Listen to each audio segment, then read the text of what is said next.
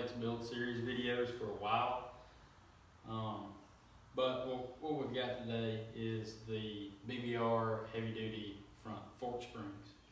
So what I'm going to start off by doing is sitting on the bike and just grabbing some front brake and compressing the front end, and we can watch that in slow-mo, get an idea for how it is stopped, and then maybe have some kind of good comparison when we do that after we install the new heavy duty fork springs. So without further ado, let's get to it. See if we can see just how soft this stock suspension is. So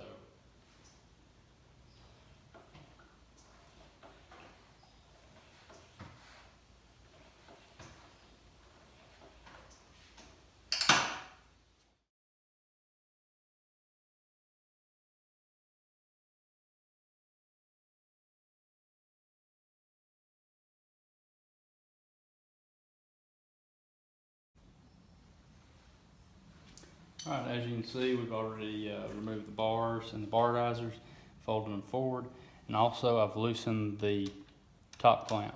And you don't technically have to do this, but when you remove this fork cap, you are, the top of the triple tree clamp here is gripping on the OD of the tube, which this threads into. So it makes logical sense to loosen these up. Leave the bottom ones tight.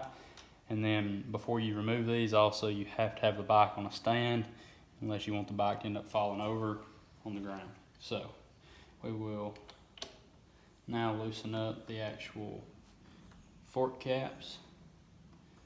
Probably be easiest to let everything go full lock.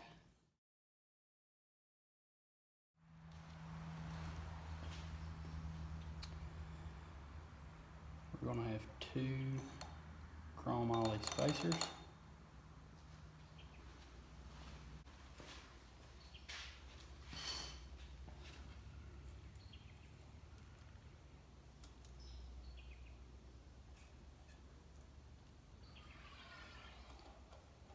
Followed by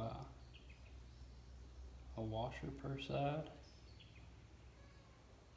and one spring per side.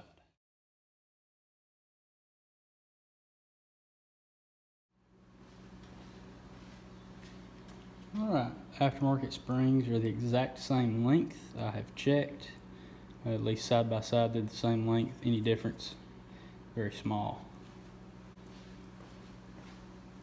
So yeah, just reverse the order on reassembly. So we go with the new spring. These are not progressive, so it doesn't matter which end goes first. Gently lower in the new one. Splash.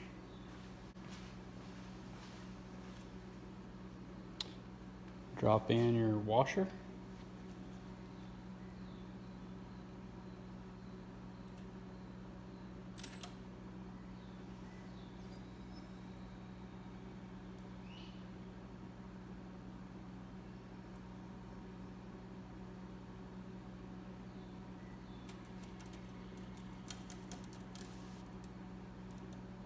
Fiddle with the washer to make sure it's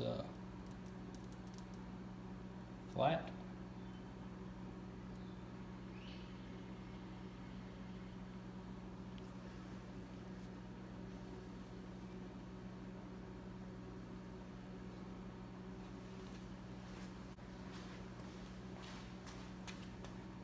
And then drop back in the chrome ollie tube.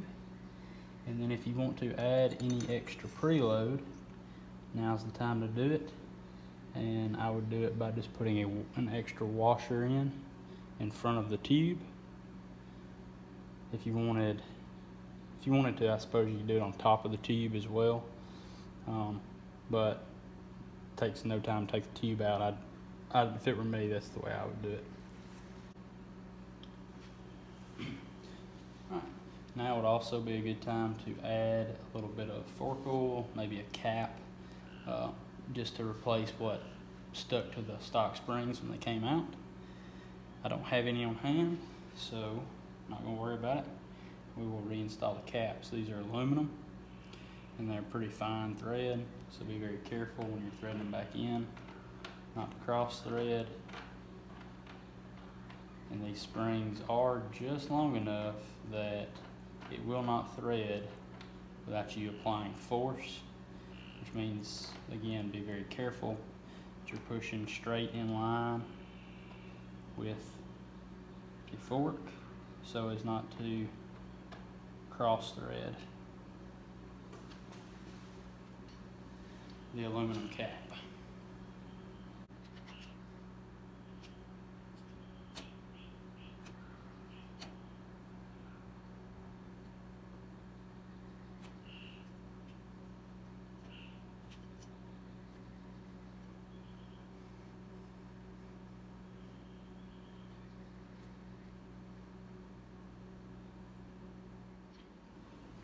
Alright, now I forgot to hit record, but I did torque the top caps down.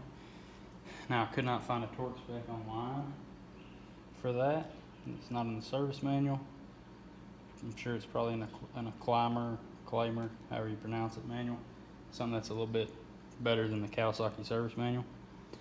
And I know from experience the KLR torques to 21 foot-pounds, and then XR100 torques to 17 foot-pounds. I went with 15 foot-pounds just to be safe, because again, after you torque this down, you're also going to retighten. Don't forget to retighten and torque your upper triple tree mount. And when you do that, you're going to be squeezing on this, so that's not going to go anywhere. So I feel 15 foot-pounds is adequate there. And then I'm going back and adding Loctite to my handlebar bolts now that I'm done with the suspension. I know I probably won't be taking these bars off, hopefully, unless I bend them or something for a while. And remember, with the Loctite, always use blue if you ever want to get it back off.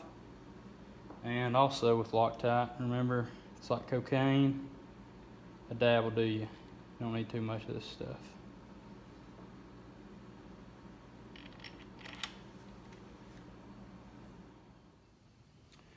Alright, and I'm also going to Loctite again with just a dab these upper fork bolts, and they're going to get torqued to 15 foot-pounds. And then the handlebars we're going to torque to 18 foot-pounds. I'm probably going to stay a pound or two off of each number.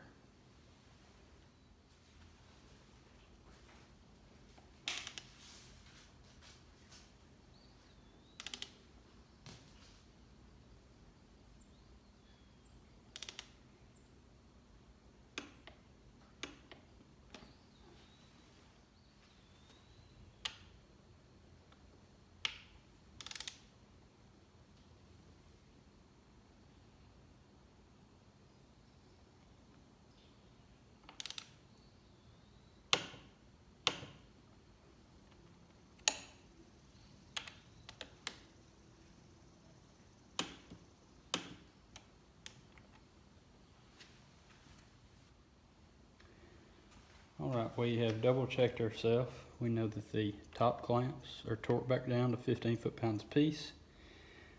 The top caps are torqued to also 15 foot-pounds apiece prior to torquing the upper triple tree clamp. And then our bars are all four torqued to 18 foot-pounds apiece. So now let's take it down off the lift and test it out.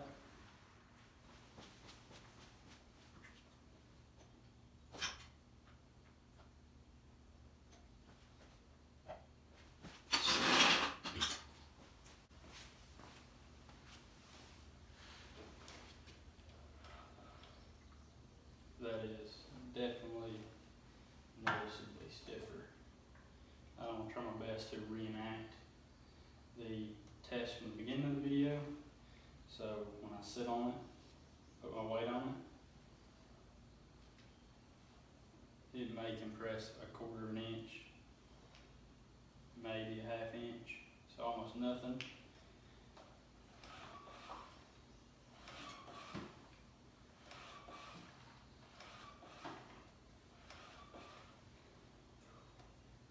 the same. Now this time I'm gonna try my best to just bottom it out.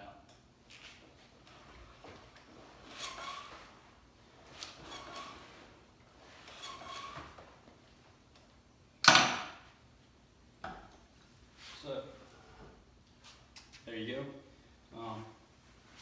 Real easy job. This took me about 40 minutes, including filming, and I was in absolutely no rush. So real easy job. No reason not to do it or try it. I probably will add a little bit of preload, just a touch if needed. I'm going to ride it. I'm going to try to tune the rear suspension to the stiffer front without going with a stiffer spring.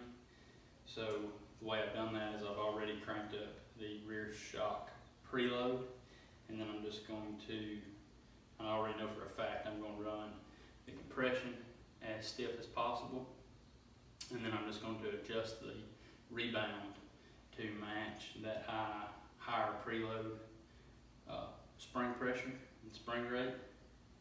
And I think that for my weight, 170 pounds geared up, 160 in street clothes, that I can get away with just cranking the preload down and then using the rebound adjustment on the stock shock on the rear to slow down the reload, slow down the rebound that is increased a little bit due to the higher preload. So yeah, we'll get y'all some footage of me riding it and let you know what I think.